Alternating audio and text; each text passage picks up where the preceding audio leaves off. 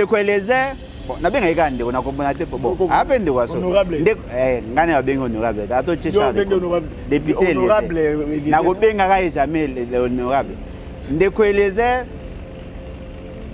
azaka parmi bato atemela Fayulu azokosa il faut bakanga ye aloba mo mbalo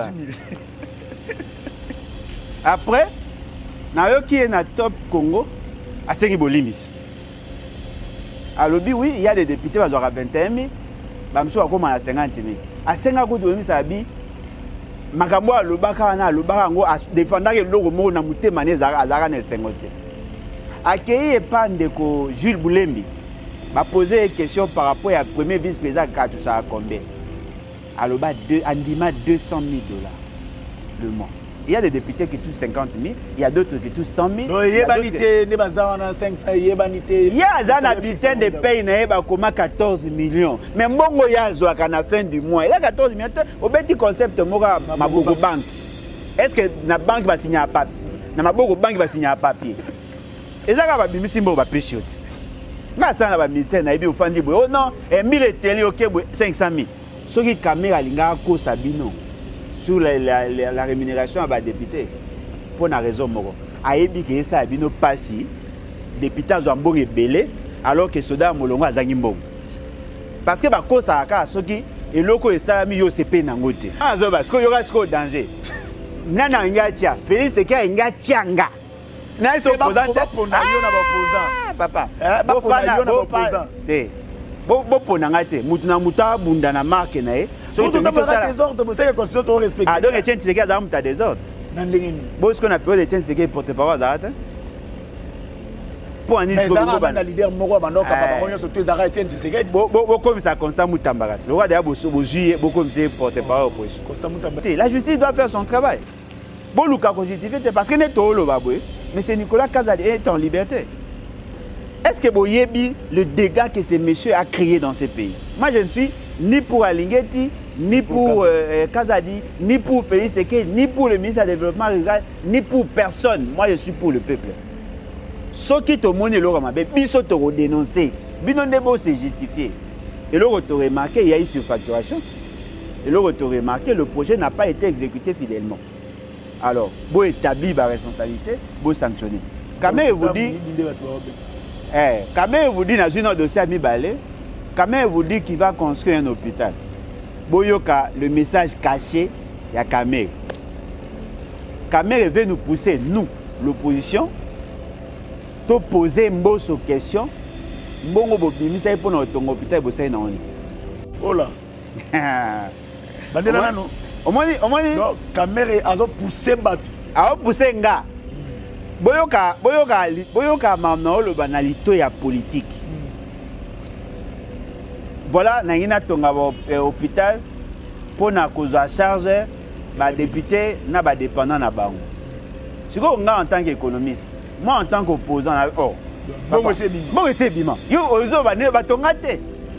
Donc quelque chose de fundi na mboso indirectement qui ah ça fundi. Bon fundi bongo bima osana ngoni ni Kamer lelo ke non osana ngoni bongo bima po ali ya mbongo osana ngoni bongo hôpital ya parler mais c'est bima osana ngoni.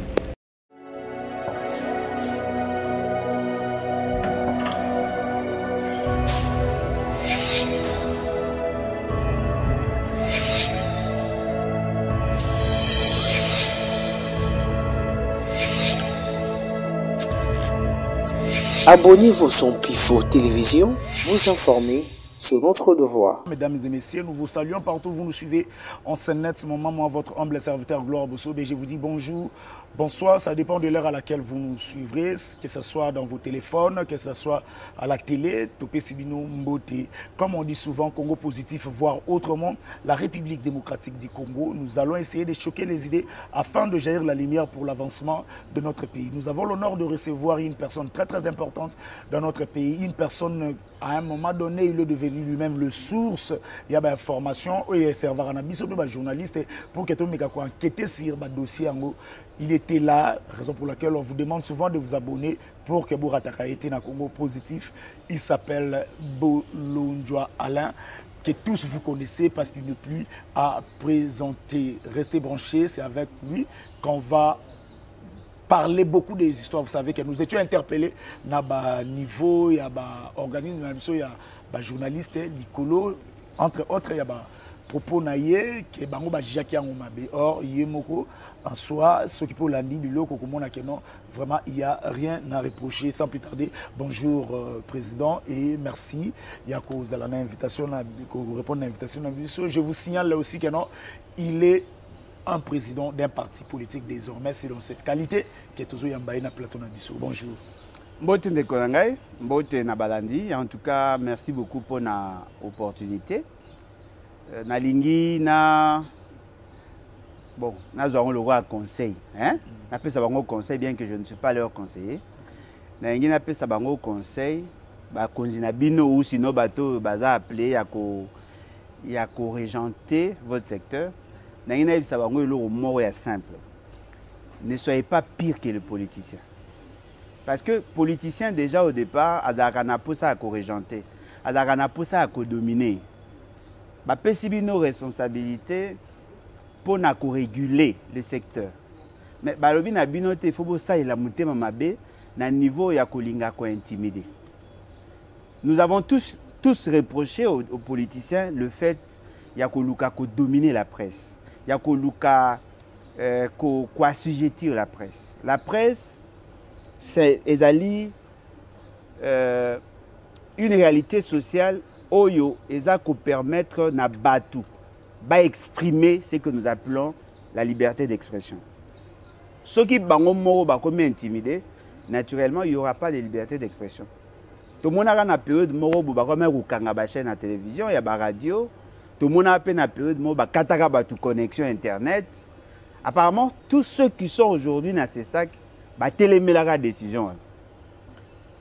Intimidation peut les gars mingi pour na moni partout ici quand dans koleka ba journaliste ba komi ko travailler na psychose. C'est pas intéressant. Le conseil que moi je veux na kopé Sabino ezali que tango muto alobi likambo yo mo luka na comprendre à vous sanctionner.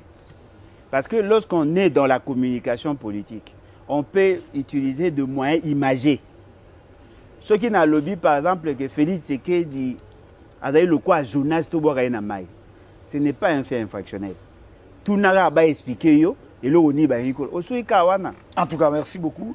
Nous allons entrer directement dans le vif du sujet. Mais moi, il y a Mouké, tellement que vous assistez il y a base des révélations au président Koubinissa. Restez branchés et puis au Landana Boukébi, abonnez-vous pour le côté. Gouvernement, à moins il y a un mois, à moins il y a 2 semaines, il y a installation à Bango. Déjà, la démission. Au Monique et non à période de Félix Tshisekedi quand même tout le monde a que culture wana démission et y ko vanda culture wana que mutu à Monique non à sali li kamoto côté ba pesi ko quitter à démissionner. Ça prouve la capacité, il y a gérance, la capacité, il y a état de droit, il y a démocratie oyo kota la kati mboka na biso malembe wezanga qui depuis longtemps la ministre a démissionné. Et puis mutu na biso ezali selon vous est-ce que il était force qui pour démissionner ou Yemoko est poussé à démissionner? C'est l'analyse. Bon, Nayoki, Obani d'abord quoi encensé, Kokumisa, c'est que vous appelez le régime, c'est que vous appelez le régime, il y a Félix Tshisekedi, Kokumisi parce que Bakomi ko démissionné. C'est pas, cette assertion n'est pas prénable. Pourquoi? Parce que il y a des gens qui ont démissionné avant que la dame ne démissionne. Bah, démissionner est belé. Hein? Bobo Sanate,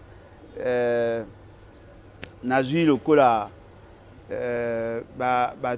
Olivier Kamita, vous avez démissionné à l'époque à Kabila. Tango Komaki, derrière Moïse Katoum, ils ont eu à démissionner. Avant Wana, Tozaki na Papa Lunda Bouloulou a eu à démissionner. Bref, il y a eu beaucoup de démissions dans ces pays.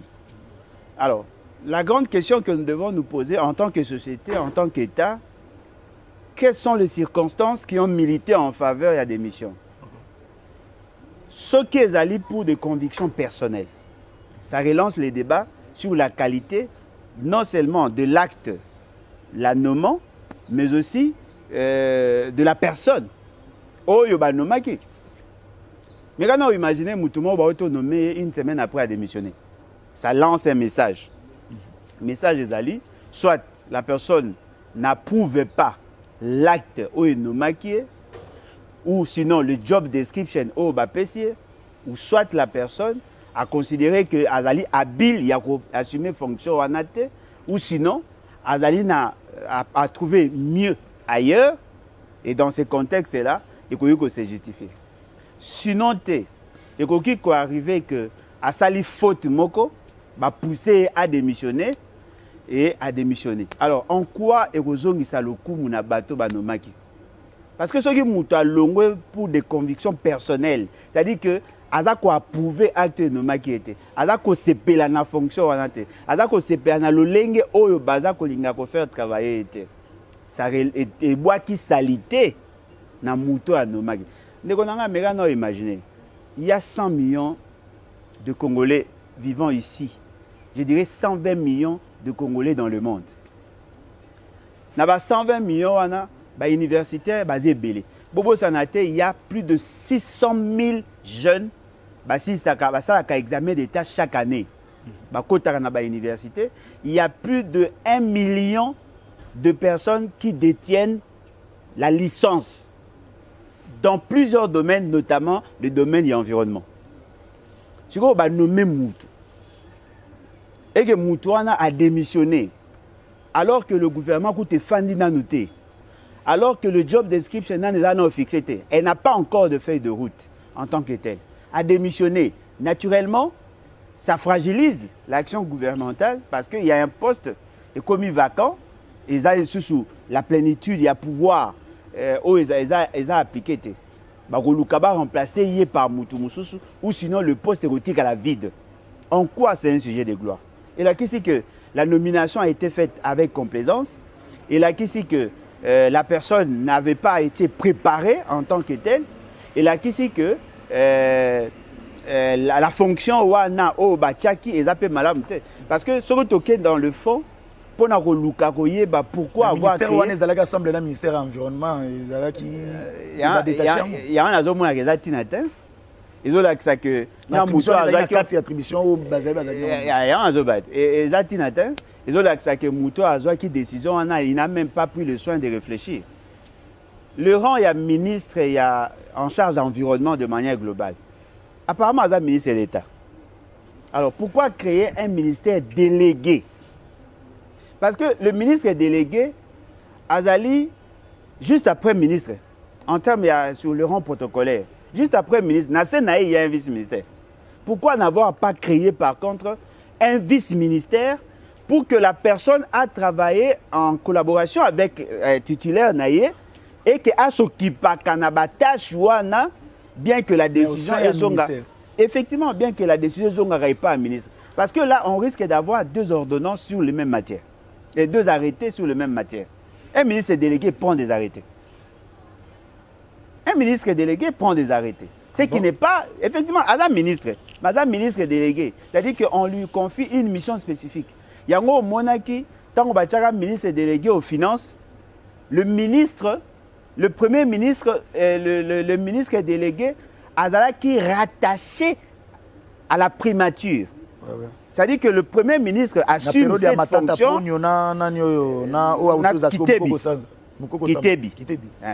Assume la fonction, mais a délégué en Gosiko et pas Moutou Moussoussou pour qu'à ça tout ce qui est comme paperasse. Mais en ce qui concerne l'environnement, pourquoi créer un ministère délégué? Un ministre d'État, un ministre délégué. Vous comprenez ça comment? Et puis les matières où il y a s'occuper par rapport à la problématique à réchauffement climatique et tout ça. Mais apparemment, c'est ça l'essentiel de ces ministères-là. Le ministère de l'Environnement, ils allaient pour la conservation, préservation de l'environnement.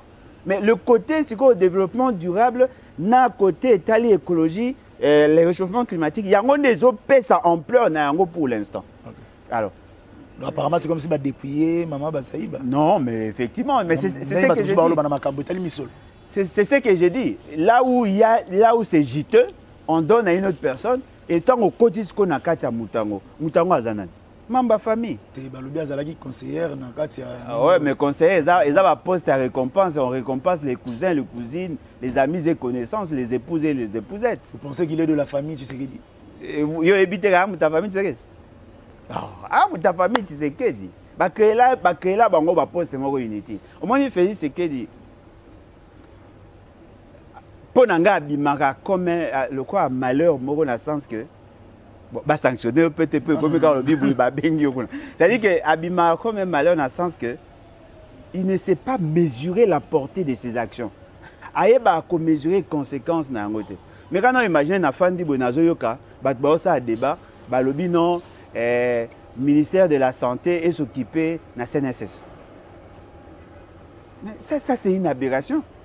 Ça, c'est une aberration. Est-ce que vous savez que la prévoyance sociale, la CNSS est une caisse qui est censée gérer, n'est-ce pas, les épargnes yaba travailleurs. Alors, comment le ministère de la Santé... Non, Sensap est caisse yaba fonctionnaire. Okay. C'est ça maintenant la nuance. Yango est caisse yaba fonctionnaire. Mais ici, on parle des travailleurs. C'est-à-dire que privés et autres, ils sont dans ça. Bah ça, là, Moutouaza cotisant. C'est-à-dire que dans un contrat de travail, j'autorise à mon employeur, il y a une quantité d'argent, à la caisse, le jour où on est en difficulté, on profitera. Ça, c'est une organisation privée, en réalité. Alors, comme ça s'est fait dans l'État, l'État s'organise à un regard pour ne pas laisser aux gens la latitude de gérer cet argent et créer des ordres. Il y a même dans la composition, il y a conseil d'administration, dans le comité de gestion, il y a toujours cette réalité-là. Il faut que la représentation des travailleurs est là, la représentation du patronat est là, et puis la représentation de l'État. Il y a une organisation marque. Il y a un ministère de la Santé. Ça n'a rien à voir. Ne confondez pas la sécurité, non mais bien évidemment, ne confondez pas l'assurance maladie, na caisse nationale ou na il y a sécurité sociale. Et c'est l'eau monte. Donc il crée comme ça un département. Mais entre autres, nous sommes pas ce qui bon toujours analyser quand ningi bato bazo analyser que non ce qui balongoli basengi a démissionné et outil peut-être na makambo que non manier mais zanga qui ministère il faut changer et baluki les côtés les plus pété entre autres parmi Guy et mais question bato ba se poser côté à baronte bazara tinata il y a d'autres postes ministériels c'est représentativité. Non mais il y a d'autres postes ministériels à créer aussi. Il y a des passerelles de collaboration entre le Parlement et le gouvernement.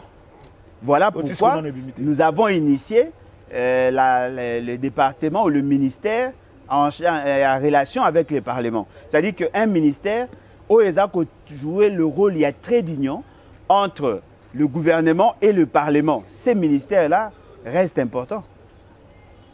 Maniema, na ministère wana, comme d'ailleurs on ne peut pas comptabiliser un ministre délégué, le quoi un ministère occupé par une province. Le Maniema mérite mieux. Parce que le Maniema contribue dans le budget. Le Maniema, c'est une province à part entière. Le Maniema, c'est une grande province. Le Maniema a beaucoup d'intelligence. Et donc, vous sous-estimez Maniema.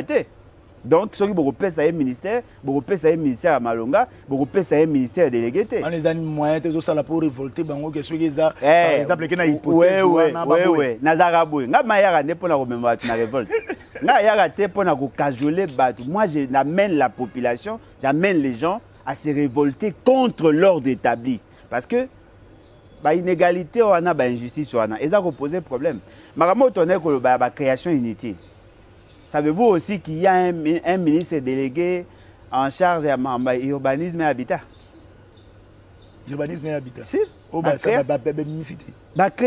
Notre frère Lito. Oui, Lito, ministre de l'Intérieur, il y a le gouvernement provincial, il y a une triste mémoire. Un ministre délégué en charge de la question de la gestion de la ville. Mais c'est inconstitutionnel. Création de la ville. Non, mais un ministre en charge de la gestion, il y a gestion à la ville. C'est inconstitutionnel. On ne peut pas créer un tel département parce qu'ils allient aux antipodes de la philosophie. Il y a la constitution. Pourquoi nous le disons? Nous avons opté pour le régionalisme constitutionnel. Dans le régionalisme constitutionnel, on a un certain nombre de prérogatives dans la province et les entités territoriales décentralisées. Les entités territoriales décentralisées sont des ETD. La province n'est pas une ETD. La province est une entité régionalisée. Tout ça, l'entité territoriale décentralisée, le régionalisme constitutionnel avec les provinces et puis le gouvernement central. Les entités territoriales décentralisées ont une autonomie de gestion. La ville ne gère pas les entités territoriales décentralisées. La ville collabore avec les entités territoriales décentralisées. Parce qu'elle a une autonomie de gestion. Au Longowana, le gouvernement ne gère pas. Bango baza ko s'auto-gérer. Si vous créez un ministre chargé à gestion à la ville, automatiquement vous commissaire le quoi maire de ville. Le quoi vous commissaire maire de ville. Est-ce qu'il y a la ville? Non, mais commis ville. Bango ba ta désordre. Et vous ba kanza Kinshasa. Ba commissaire le quoi un mini gouverneur, il y a la ville, le colo, il y a la maire de ville. Si vous me expliquer nga, bino wat bolinga Félix Tshisekedi. Bolinga abusivement. Comment ces messieurs va-t-il fonctionner? Parce que tout acte qu'il poserait est aux antipodes de la philosophie de la Constitution. Il ne va pas travailler, ces messieurs. En tout cas, je crois que quand on a un sujet, il y a 4 mais belé, la moto qui est dans le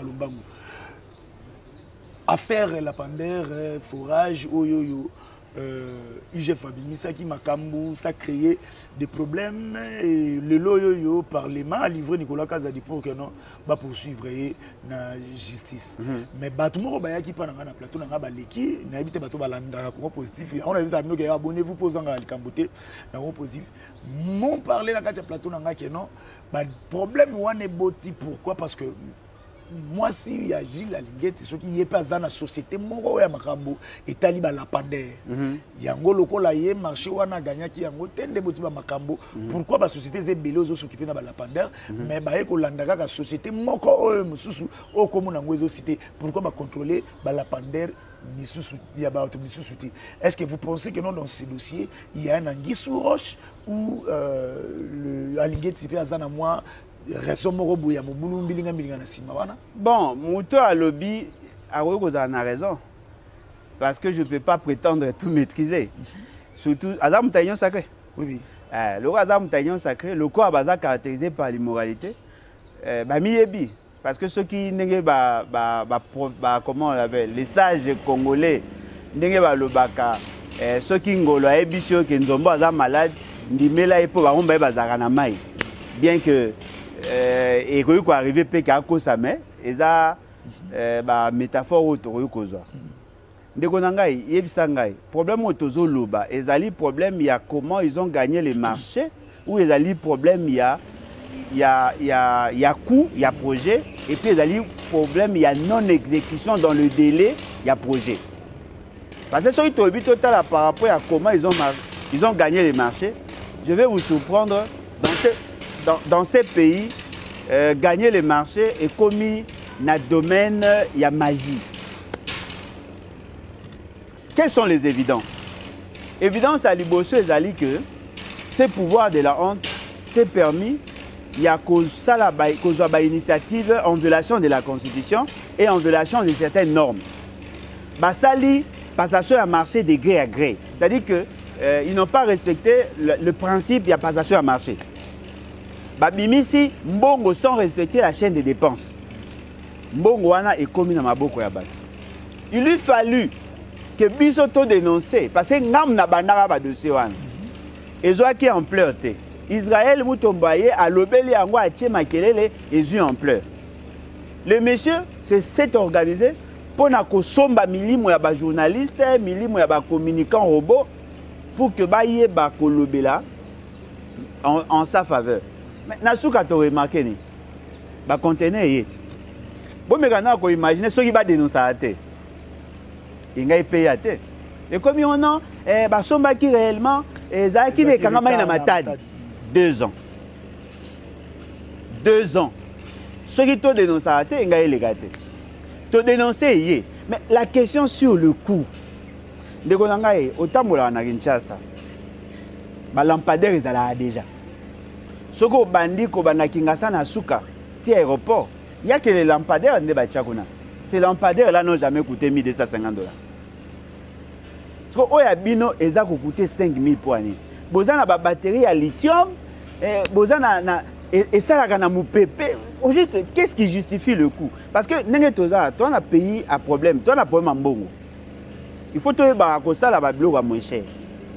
Et ça la bien, mais ça la moins cher. Parce que dans la gouvernance, l'efficacité et l'efficience. Lampadaire au Bosombe à 5000. Place Moussoubocha et Sokoufanango déjà. Et Bandika même pas 2 jours et Koufi. Parce que 5000 au sommet les années. Monsieur, comment est ça là? Où est ça là?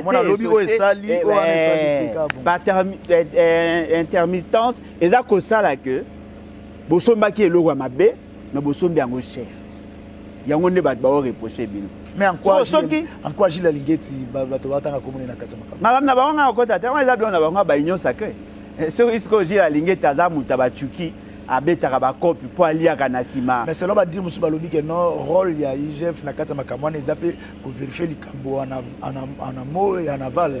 Mais ceux qui va nini zo bima c'est que il fait partie de Marambo na. Non mais pourquoi en montant au Mbutu Mutezali ba mza dossier te ba relatier sili après débat. Non mais le problème est Ali vrai Zali Muto azolo ba na torté. Parce que il faut agir en amont pour éviter à ce que les erreurs soient commises. Il faut aussi agir en aval au cas où erreur est allée pour faciliter à ce qu'il y ait des sanctions. Muto a le bien, moi, Azan a raison. Mais le problème maintenant, c'est que les allés boy. Et à la ligne, tu as ça l'erreur. Et à la ligne, tu as ça l'erreur. Bisoto yebike, c'est déjà une faute de gestion. Parce que bon, l'ingate qui ça que parce qu'il y a ça là qui est erreur, il faut ton numéro ou non, moi je ne suis ni pour Alingeti, ni pour Kazadi, ni pour Félix Eke, ni pour le ministre du Développement rural, ni pour personne. Moi je suis pour le peuple. Ce qui te montre le ramabe, biso te redénoncer, binondebo c'est justifié.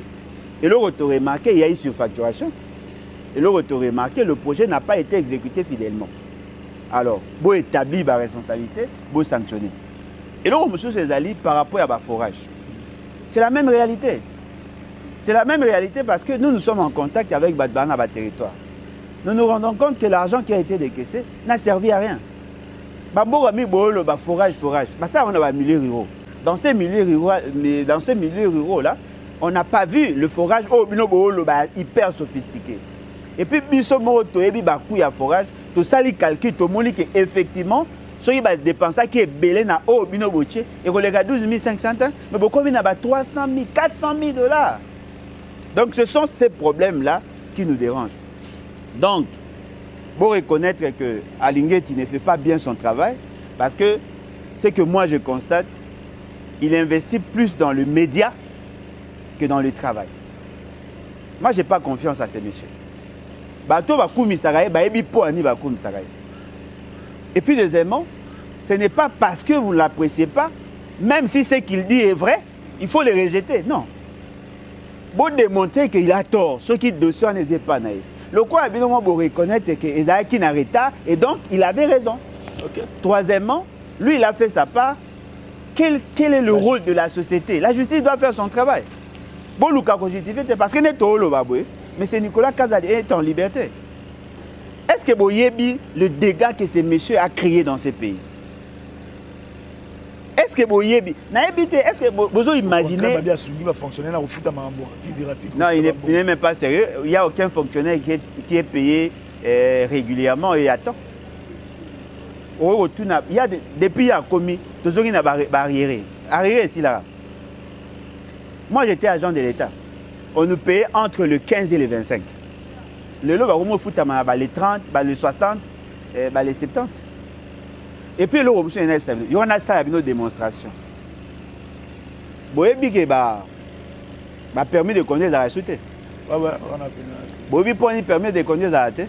Parce que M. Nicolas a poussé Félix Eke de suspendre le contrat qu'il avait il y a octroi permis. Pardon? Monsieur Nicolas Kazadi a influencé Félix Tshisekedi pour que va suspendre le contrat va permis. Balobi que va permis. Ndeko nanga nazo betana permis. Nazo lakisa bino. Nyonso wana kopesa bino ba détail nyonso. Monsieur Nicolas a influencé Félix Tshisekedi à suspendre le permis de conduire. Est-ce que vous avez conséquence, il y a absence à permis? Ça augmente le taux d'accident. Parce que le permis de conduire est allé, le mécanisme autotia pour n'accueillir si la personne qui est en train de conduire en a les droits. Il faut tout assurer que le permis n'a pas joué après test. Le quoi permis exact, beaucoup de gens ont accident comme belé. Il y a eu beaucoup de gens, surtout au Kenya côté aéroport, il y a eu des gens qui ont perdu leur vie. Permis exact. Il y a mis balé. Tout ça là système a identifié ba mituka. Pour que tu aies que moto a ça la mabe numéro na yangoyo, ce qui a sali mabe tu aies ba kolandela. Est-ce que boyebi que l'essentiel y a ba mituka lelo et ta mo ba plaque à lokuta ya mabe. Vous remarquez que l'on a Kinshasa ba permis ba carte comment on appelle le plaque d'immatriculation ba mituka et comme ba plaque qui a hôtel de ville. Ba le plaque ba plaque yango mon anata. Il y a hôtel de ville. Non, ba plaque exacte, plaque si là ndeko. Plaque exacte nazo ya wana ndete. Est-ce que vous avez dit que plaque est liée à la carte rose? Vous savez qui a suspendu ça? C'est Nicolas Kazadi. Et là, on est à Bétibiso. Tant que vous avez fait, c'est que le roi fait ce qu'il a fait, c'est non, la plaque qui a la carte rose, c'est marché, il y a comment il y a Kabila, il y a Mandé Foran. Zoé. Kabila a marché, il faut suspendre. Ils ont suspendu le contrat. D'après Bango. Ils ont suspendu le contrat. Le fait de suspendre le contrat, l'entreprise Oyo a gagné qui marchait. Je crois que c'est une entreprise allemande. Ouch. C'est Ouch. Ouch Congo SA. A gagné qui marchait, a accueilli dans l'opposition dans le niveau de la justice. Bah, PCI raison. Bah, PCI deuxième fois raison. Bah, boyate ka ba plaque, a tiré na plaque. Bah, jui marché. Bah, PCI na Serge Kassanda. Au nom de la tribu. Bah, PCI na Serge Kassanda. Il gagne le marché. Et ce qui est surprenant, il n'a pas la capacité de produire le plaque. Automatiquement, la machine est bloquée. Maintenant, le Bandosco sur le plan économique. D'après Nicolas Kazadi, le fait seulement à côté de la carte rose et permis de conduire, ça va rapporter à la République 300 millions de dollars. Le fait seulement à côté de la carte rose na plaque, l'État congolais peut toucher à pratiquement 1 milliard de dollars. Ce qu'il y a le quoi, il a ça marché dans Bandegounaï, il bloque.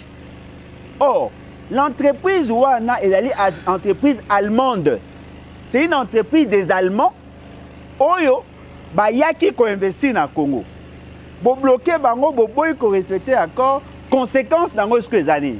Ba sali témoignage à mabe contre nous. Yango moyen ba allemand bazoya ko investir ate.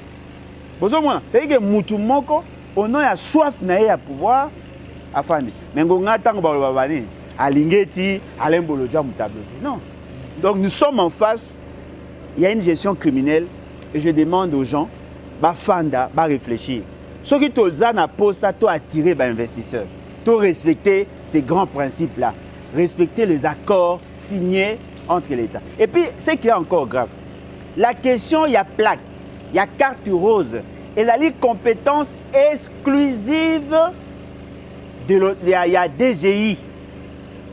Balongo li pour la présidence.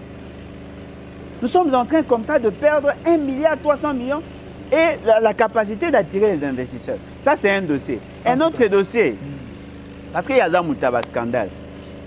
Il y a des gens qui ont eu à travailler dans le compte de l'État pendant tous ces temps. Parmi Batouana, il y a des retraités à il y a Parlement. Il y a les retraités à Affaires étrangères. Il y a les retraités à Gécamine. Ça, la démarche, la communauté internationale, les institutions de Bretton Woods ont accepté à refouler Bango la retraite na Bango, Bango na Bango retraite. Il semblerait que le dossier a été maltraité. L'honnête Tolo va belé. Sans oublier qu'il y a un problème il y a dette publique. La dette intérieure, la dette extérieure, le linge baza ko payer et facilité. Pour preuve, ceux qui ont été dans la prison centrale à Makala, il y a 3 jeunes qui sont là. Parmi les jeunes, on a Moko Adali Mwana, il y a Docteur Matousila. Peut-être qu'ils ont raté. Bon, là, dans la vidéo, ils ont été arrêtés, ils ont été en prison, ils ont été quel est le réseau où ils se créent? L'État a un dette certifié, au Luki, bateau dans un cabinet ministériel, Boyokaina Bango, soit 40%, soit 50%, soit 30%, ça dépend à ceux d'humeur. Bakebo bimi simbongo, tango mbongo bimi, baye bakati mbongo na place on va payer sur les restes. Et quand arrivé na ba dossier mususu, mbongo bimi, bango baye baki bazaki kilo yenge, allez, mutache po aller, bakomi ko lukaye bakanga. Combien de dossiers? Combien de dossiers qui va financer double 2 fois un projet? On a un exemple, un projet, il y a 340 000 $. À foutu mbala liboso, à foutu sou mbala mi balé.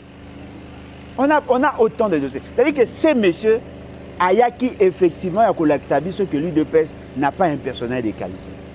Et fort malheureusement, Nyon Sowana, biso totala bango totala ka fait ici. Voilà. Tous les gars na CG M7 na lombango parce que qui mambango si matango. Vital Kamerhe réduction à travers l'institution. Ah ça les fois comme sérieux. Ouais là sérieux tant. Mais c'est que sauter. Na comprend déjà que ça sérieux. Mais c'est que sauter. Ah comme sérieux. Mais réduction ba lobi que no ba ko ma rejoindre ce 14 millions de francs congolais. Oui, ça là une affaire à 5 000 $. La 4 900. Moi makabo bien oh, Vital Kamerhe na ngopi batunga ba député na biso ba robela paix en pleine plénière. Ba ko il faut batunga bango hôpital moko bowana o ezana ba condition moko moderne. Au moins que de Vital Kamerhe allez quand même na kati makamo malgré ba biso ba loba que non azoluka populisme toi azoluka nzela. C'est sacré mais bato biso ba lobi que non azana ba ambition politique alors azolina travailler contre le chef de l'État pour que non comment chef de l'État? Bon en fait le problème est que M. Kamerhe est en droit d'être ambitieux. Est-ce que vous voyez que M. Kamerhe a commencé la politique avant Félix Tshisekedi? Oh, sûr. Non, il a de Félix Tshisekedi dans Zalaka. Zalaka, moi, il y a relation extérieure. Il y a IDPS. Vers les années 2000, Nomaga et papa, Nani Moubake. Wanate. Nana Obete a mis le solo à Vital Kamerhe parce qu'il n'a bien moi mouké bien. Vital Kamerhe a commencé la politique depuis qu'il était étudiant. Azaka membre de la jeunesse, il y a un père. Un père. Il y a Kala, Amouta Kalat. Azaka la jeunesse, a un père. À côté, vent, il y a IDPS, tant que IDPS est comme en vogue. À ça là, na ba mouchebe quoi, na ba cabinet. Aza Mouta Kala, bien de batumso ba découvrir un retard. Kamerhe a commencé la politique. Kamerhe a servi plus de 30 ans en politique. Kamerhe a servi plus de 30 ans en politique. Cela sous-entend que Kamerhe est en droit d'être ambitieux. Et puis, ce Kamerhe a commis président, je doute fort que la gestion locale a fait ce qu'il bien qu'il a soutenu, mais Kamerhe a l'équipe fait ce qu'il n'a pas aptitude. C'est-à-dire que Kamerhe est plus habile, plus apte en gestion que Félix Tshisekedi. Mais il y a le bandé bien, même comme ça, il y a des problèmes. Félix Tshisekedi a le bandé ni bien, ni missa. Donc, à l'équipe quand même. Mais et là, quand ils ont livré les abonnés, ils ont dit que Tobé Tamasolo, il y a le Kouta à Kamerhe. C'est là maintenant, l'identité n'a pas commis dans le quartier. Kamerhe vous dit, Kamerhe vous dit dans une autre dossier à Mibalé, Kamerhe vous dit qu'il va construire un hôpital. Boyoka, le message caché, il y a Kamerhe. Kamerhe veut nous pousser, nous, l'opposition, de poser une bonne question. Mbongo bobimisa pour notre hôpital bossé na oni. Oh là. Bandela nano. Omoni non, Kamerhe azo pousser batu. A pousser nga. Boyoka mamna lo banalito ya politique. Voilà, nangina tonga hôpital pour na kozwa charge ba député na ba dépendant na bango. Siko nga en tant qu'économiste, moi en tant qu'opposant, Mbongo c'est bima. Mbongo c'est bima. Yo ozo ba ne ba tongate. Donc quelque chose de fundi na mboso indirectement qui. Ah ça fundi. Bon fundi mboso qui. Mbongo bima osana ngoni ni caméra lelo ke non. Osana ngoni. Mbongo bima po ali ya mbongo. Osana ngoni. Mbongo hôpital ya parler mais c'est bima. Osana ngoni. Et bima déjà ne ko osana oh mais ngana landa bango na émission. Landa bango na ba misala na bango ti. Ba tozo bima ba mbongo ezo bima pour ton hôpital. Ça c'est à l'époque de Mboso. Ba caméra comme betinda ba tona justice po ba tuna mituna ba la ça ba preuve. Te po mais te bongo sko nga bima ba caméra. Na bige mbongo ese bima ka toyoka ke ba otonga hôpital pona ba di parce que biso to saka de Mboso. O a remplacer caméra remplacer nan Mboso. Kasi. Soko le bigo ngotonga hôpital. Na oh, bo tonga ngo combien de fois? Pona yoka ka déjà que hôpital mbongo e bima ka po ba tonga hôpital. Soko yo ye, ezaka te fanit. Ah, papa, biloko yango balambaki ya liboso ezalaki bien.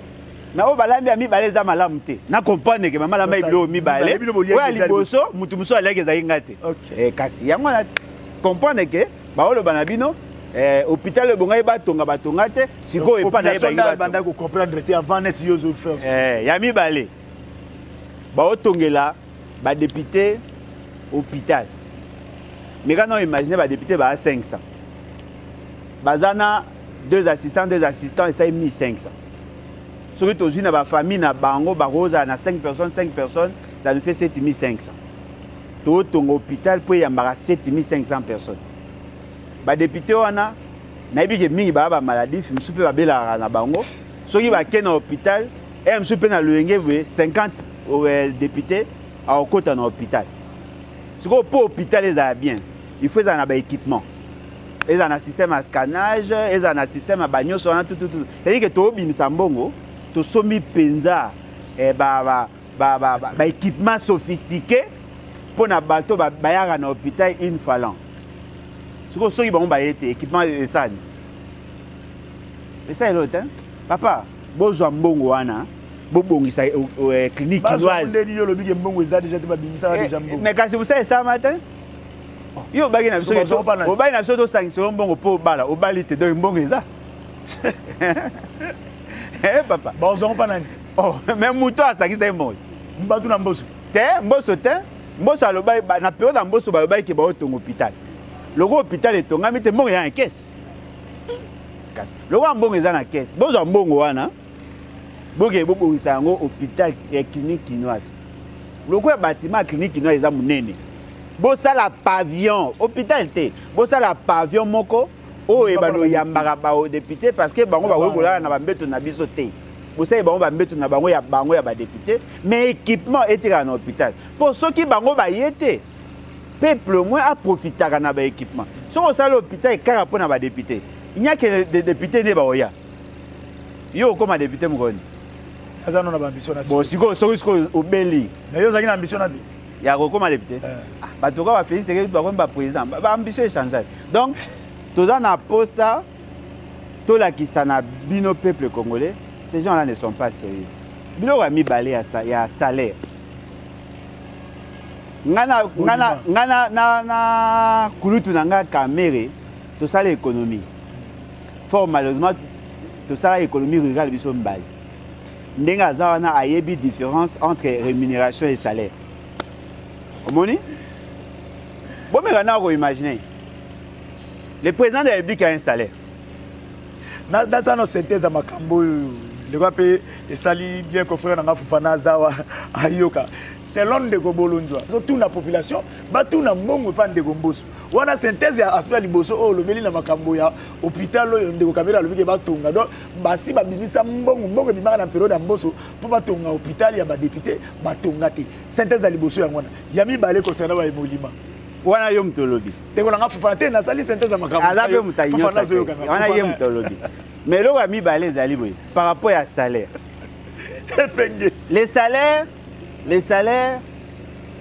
et oui, vous avez 5 000. C'est possible, ils ont 5 000.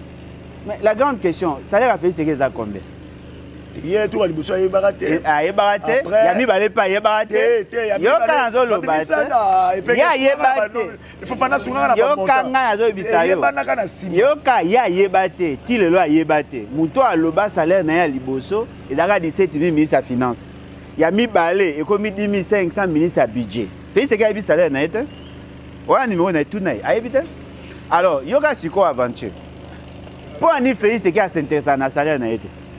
Depo yem azaming na makasi population yo kana zo ebisa yo tika ngane azo lo baponga na ebi bino we bien te alobi ke salaire na ya kipa ngote pesa na ngomuke ya vivaka grâce à dotation na ba voyage soki akei voyage ba pesa ka mbongo ebele soki asisi voyage mbongo etikalaka esungaka ya sa makambe ebele yango alobaki ke soki nazoloba na TV. Ce gars Tchetembe, na memelo vidéo, a sala émission pas Christian Lusakwe no, na Bouela, ndeko biso na ni Bouela, na Este na Goma, ba sala yango aloba yango boy pe na vidéo pe na bomba yango pe na ebisi ba na ngeseka na bomba. Donc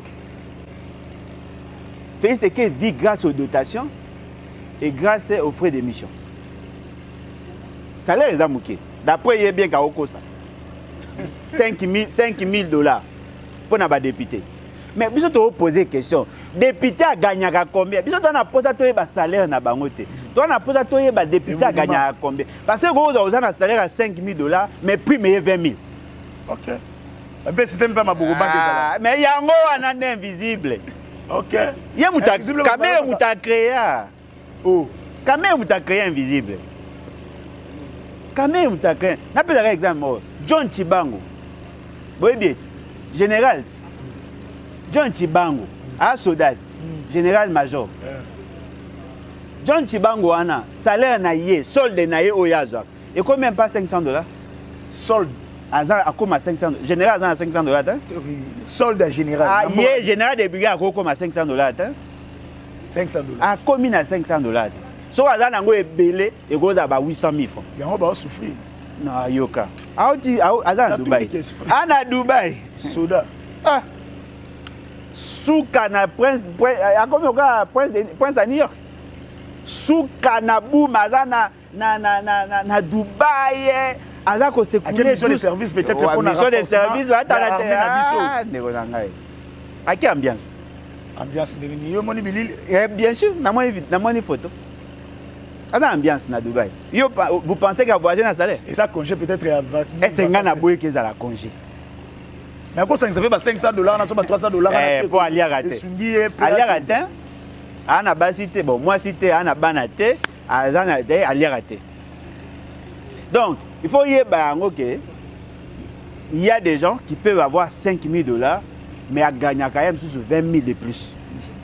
Biso to ana posa te to yeba so député azora 5 te to yeba mbongo biso to dépense. Donc na wana oloba na ndeko Eliezer bon na benga eka ndeko na komona te bon apende waso ndeko ngane ya benga honorable ato chesha député honorable na ko benga ka jamais honorable ndeko Eliezer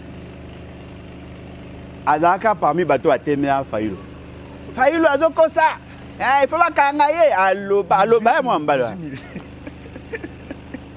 Après na yo qui est na top Congo à Seki Bolimbis. Alobi oui, il y a des députés qui ont 21 000, bamso akoma na 50 000. A 50 ko do mi sabi makambo alobaka na alobaka ngo défendant que loko mo na mutema ne azaka na 50. Accueilli epande ko Jules Boulembi. Va poser une question par rapport à premier vice-président qui a tout ça à combien? Alors, Andima 200 000 dollars le mois. Et les autres? Et Nazolo Bangachen Naït. Ce qu'on a contredit, apporter plainte, m'a contredit quand même. Nazolo Baté, tu es banni. Apporter plainte pour te bailler mais a contredit. À Koyebi Sabino, entre 21 et 50 000. Il y a des députés qui touchent 50 000, il y a d'autres qui touchent 100 000. Il y a des bannités, il y a des habitants de pays qui ont 14 millions. Mais Mbongo Yazo, à la fin du mois, il y a 14 millions. Au petit concept, ma Bogo Bank. Est-ce que la banque va signer un papier? La Bogo Bank va signer un papier. Et ça va bien simbo va pêcher. nga sana ba mission na ibi ofandi boy oh non 1000 télé OK 500 000.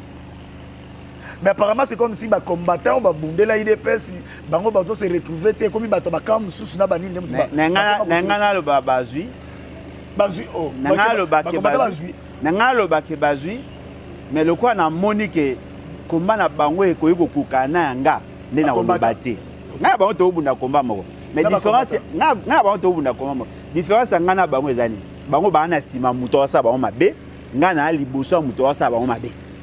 Parce que on va soutenir. Dans la katikati. Te bana katikati. Te labi muto sala makamana za na katikati. Bien sûr. Bana sima na ba soutenir. Ba soutenir. Ngas ko na liboso nazo attaquer bango ba attaqueranga mais ba attaquera payer sans koloba ke bazo attaquer. Oh. Comme commentant en dehors makambo to bango ba kumisa fait c'est ça makambo ba yebisa ka direct.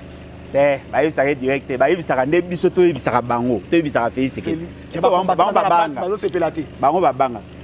Donc, vous comprendre que ce qui caméra linga ko sabino sur la rémunération à bas député pour une raison moro ayebi que ça bino passi député azambo rebelle alors que soda molongo azangi mbongo parce que ba ko ça ka soki eloko esalami yo sepe nangote siko ta ya joint bango sisite chite wana po to balance na nga sabino ka ke okoyo ko za no solde ya 800 000 francs.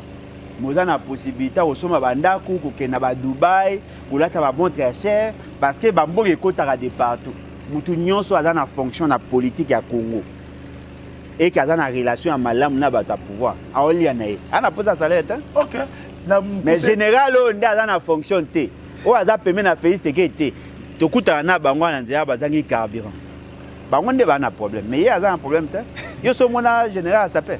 Na mokuse makamuna bino ya opposition na porte-parole monde que cette fois-ci Félix Tshisekedi a ligne maman sur état de droit mettre en place porte-parole ya opposition ana posa acha mutu moko lokwa ministre délégué aya siko neti ko gérer biso na opposition poso to ntolo bato le kana sima na ye aba na so être ko censure nga sa lokwa to bengone asa lokwa c'est ça. Oh, asa lokwa c'est ça. Il y a tiens mutu mo ba sansira. Lokwa c'est ça. C'est-à-dire qu'Alain Bojo leki et bonga ko lo baboete pono kataki mande fute. Papa, et simbati. Bocha bozo net yo exemple. Wa ko za porter parole. Nani wapi na nini na opposition na opposant. Martin Fa. So isko Martin Fa za opposant. Isko Moïse a ondimai? Moïse simbati. Bon musique. Il y a une opposition ndeni. Il y a azani na congé sabbatique. Afai na ya. Est-ce que ça reste opposition? Oh. Asa congé sabbatique. Est-ce que ça reste opposition? Nani musique. Tout à sérieux. À part nga. Quel est l'autre président à parti pour dire ça opposition dans Congo? Oh, basé belé. Si on peut bâtir yo. Yo comme juge. Il y a un parce que il y aura ce danger. Nana ngatia, Félix Tshisekedi nga tianga. Na iso opposant pour na yo na opposant. Papa. Bo fana yo na opposant. Te. Bo ponanga te. Mutu na muta bunda na marque na e. So to ça désordre, vous savez que constitution to respecter. Ah donc Etienne Tshisekedi a muta désordre. Na ndengeni. Bo ce qu'on a peur Etienne Tshisekedi porte-parole za ata. Pour anis ko ngo bana leader moko bandoka baba ngonyo so tezara Etienne Tshisekedi. Bo comme ça Constant Mutambara. Le roi d'ailleurs bo juillet bo comme c'est porte-parole opposition. Constant Mutambara. Mais oui. Pour bwana posa bo ndeko nanga. Bwana posa un porte-parole à opposition, un porte-parole ya nani. En tout cas, comme la zone nationale. Netinga Alain Bolojwa bo fandi bo Moïse Katumbi porte-parole nanga. So yobi makanisi nanga. Oh, c'est que ya yo na yebité. C'est que yo makanisi za désordre. Ah donc Etienne Tshisekedi a muta désordre. C'est que yo tambo lo Etienne Tshisekedi. Ah donc Monique Etienne Tshisekedi tamwa mabe. Oh, t'es yo zo voilà. Tamwa mabe. Logo ni Etienne Tshisekedi tamwa mabe. Ah mais voilà. Ah ezanga mbosoko bi tamwa mabe. Te na lobi ngambu dans le sens que non, azana bato belé bazana simane ba dibela combat na. Yo ngana netinga ce qu'on a ndima, ce qu'on a ndima nani. Yo ndima combat Etienne Tshisekedi. Ndima ngota. Ah, Etienne Tshisekedi a ndelo muka ba Constant Mutamba. Ba bengi le père de la démocratie, ezana mutu moko lobela nga na plateau na nga que no fa tongela kutu Mars monument. Peur ou père? Apparemment azan de peur de la démocratie. Yena bangisa démocratie. Père la démocratie za éteint. Ah. Moi mo votama démocratique yekuta boma ngonde ko boma. Moi mo na programme à gouvernement yo ki ba milliards. Nani? Sentir ndenge bekunini ya mboke mati. Zate oza sur député hein? Alors mi puchi se ndenge moka na nanga oya union sacrée. Voilà. Nanga za na union sacrée. Alongwa? Tena tuni so alongwa. Nanga za na union sacrée. Est-ce qu'alongwa? Il a soutenu la vision du chef. Ouais. Oui ou non? Et Kassiawan est union sacrée. Allons moi? Non,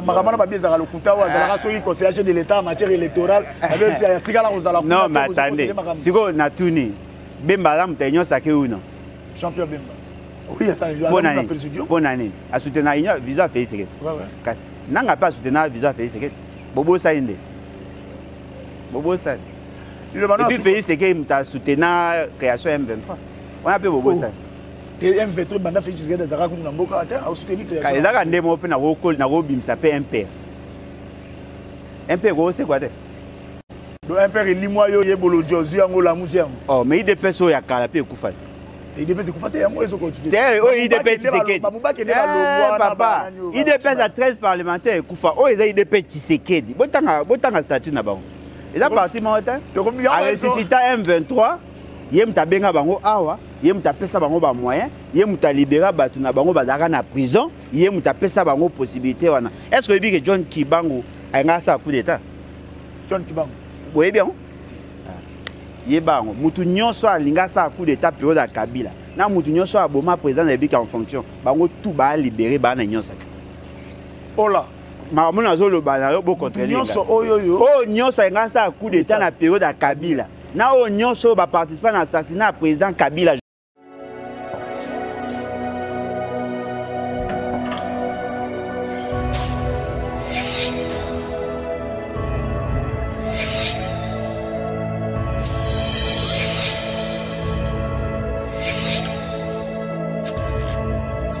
Abonnez-vous sur Pifo Télévision, vous informer sur notre devoir.